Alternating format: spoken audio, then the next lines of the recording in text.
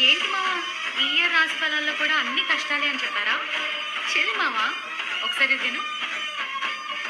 కష్టాలొస్తే ఏడుపు వల్ల జరిగేదేముంది, మొహంలో గ్లామర్ పోతుంది, తలంతా భారం అవుతుంది.